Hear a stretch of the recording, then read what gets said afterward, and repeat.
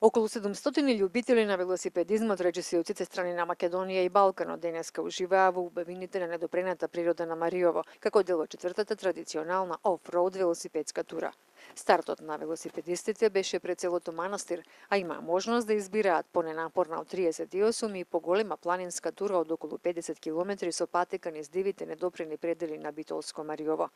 Од пријатели велосипедисти дознав за оваа тура како една возбудлива. Патеката е интересна за оние што идат прв пат, тие што ја знаеме ќе ја поминеме со песна. Ми се допаѓа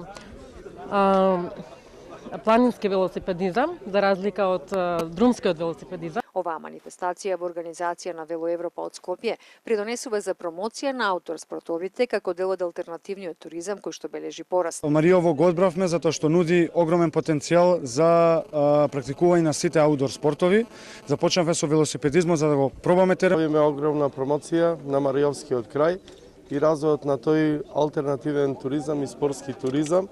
Има одлични услови за развој не само на велосипедизмот, исто така и планинарењето и многу други екстремни спортови кои што се популарни кај нас на Балканот и во светот.